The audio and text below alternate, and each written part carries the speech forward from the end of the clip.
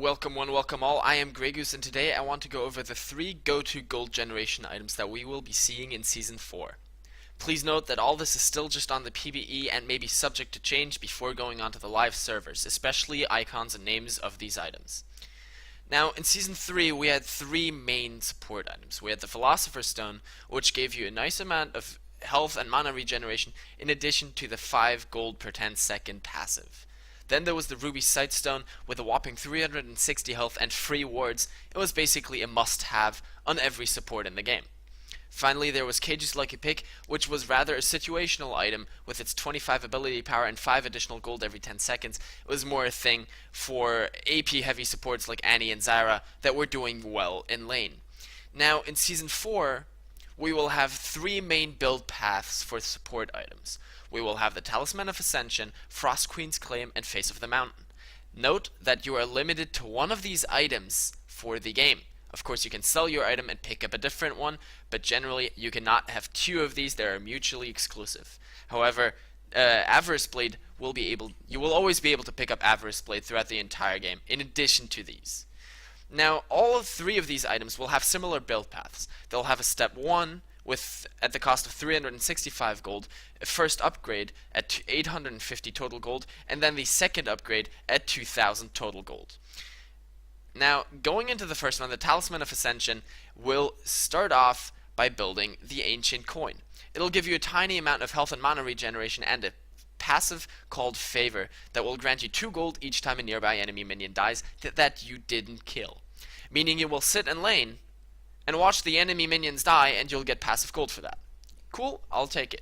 First upgrade, 8 health regeneration, 11 mana regeneration, and 2 free gold per 10 seconds. That means now even if you aren't in the lane, you'll still get free gold. And the Favor passive is doubled, so now you get 4 gold each time a nearby enemy minion dies that you didn't kill. Even better, take it too. Out of this, you will build Talisman of Ascension. It'll grant you a nice 20% cooldown reduction, a very nice amount of health and mana regeneration, still the same 2 gold per 10 seconds for free, and the 4 gold each time a minion dies.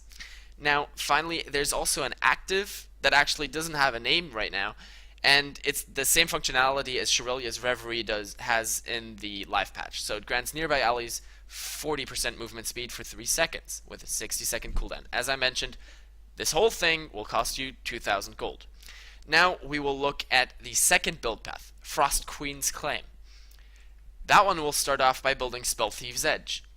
It'll give you a tiny amount of ability power, very tiny amount of mana regeneration, but free 2 gold per 10 seconds, and basic attacks against enemy champions grant 4 gold up to once every 10 seconds. You're not allowed to kill a minion, or this passive will be disabled for 10 seconds. This functions the same way that the Pickpocket Mastery does on the live servers right now. It'll give you free gold for hitting the enemy champion.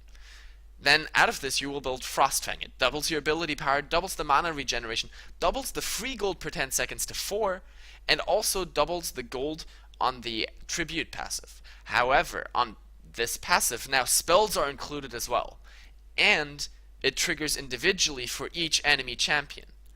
That means if you not only auto-hit Champion 1, but also land a spell on Champion 2, you will have up to a possible 20 gold per 10 seconds with this item.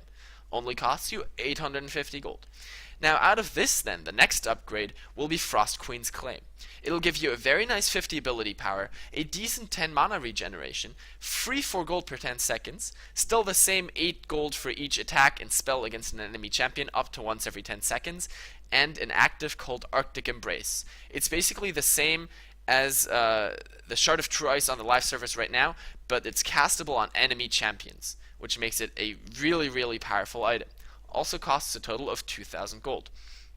Now for these first 2 items, we had already known the active abilities from Shirelia's Reverie and Shard of True Ice. For the third path that's completely new, Face of the Mountain, we don't know anything yet. This will start off by building the Relic Shield. It'll grant you 50 health, 6 health regeneration, and a passive called Spoils of War. Your basic attacks against a minion that is below 200 HP will execute it, and killing a minion will heal the nearest allied champion by 2% of your max HP, and will grant said nearby allied champion The kill gold for the minion, plus 5.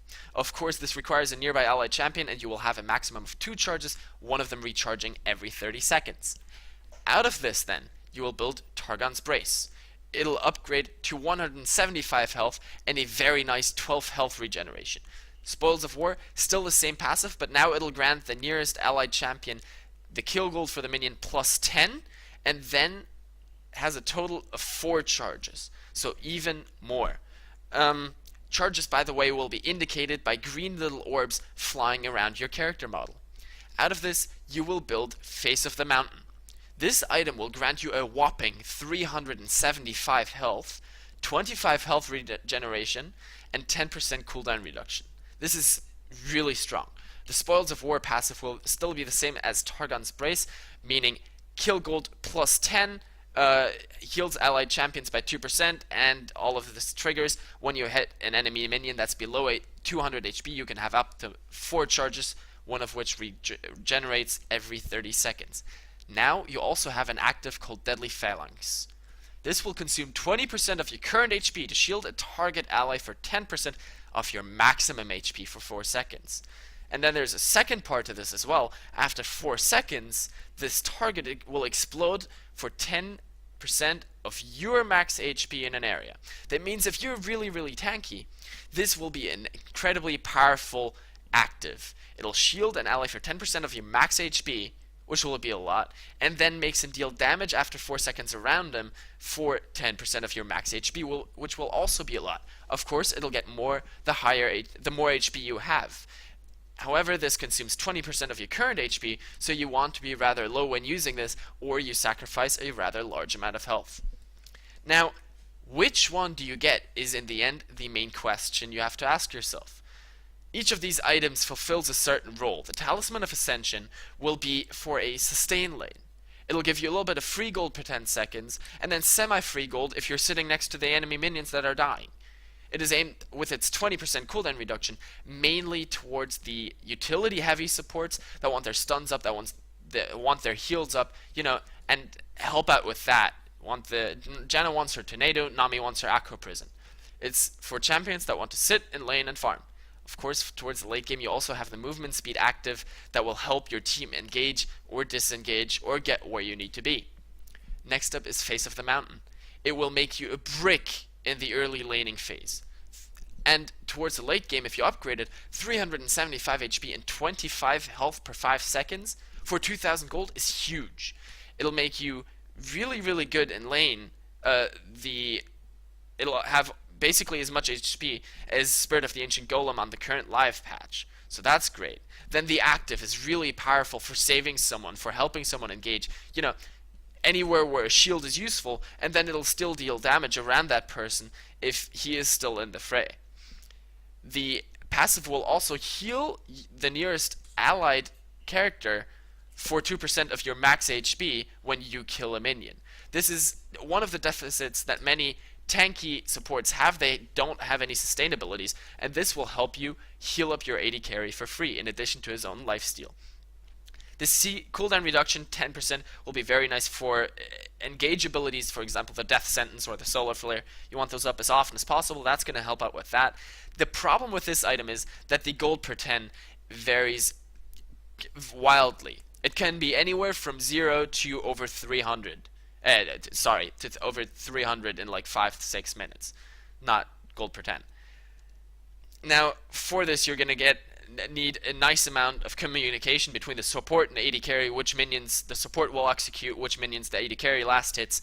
But if you do it right, and for example the support always executes the siege minions, that will be a huge amount of extra gold for the AD carry and the support, as not only do both of them get the kill gold, but the AD carry will gain an extra 10 first 5, then 10 gold per minion kill. Finally, there is Frost Queen's Claim.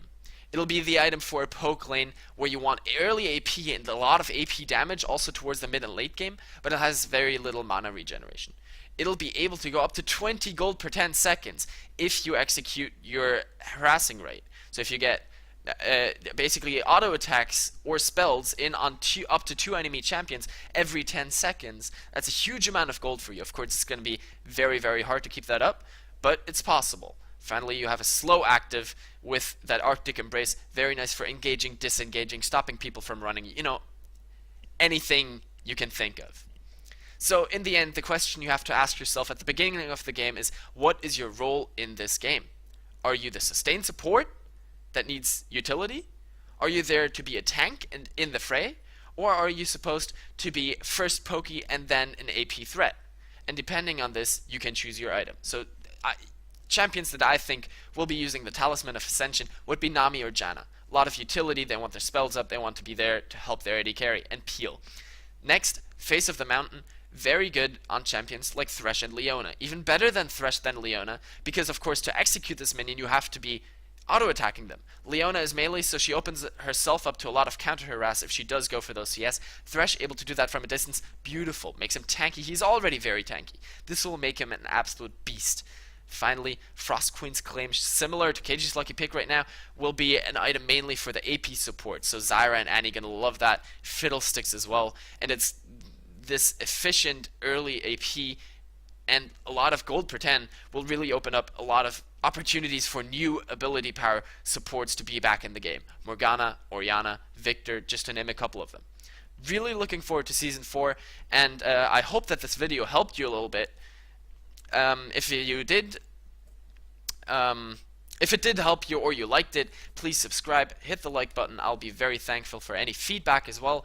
So if you have anything to say, go ahead. I can deal with it, really. Even if you say it sucks, I'll deal with it. Thanks for watching, and hope you enjoyed it.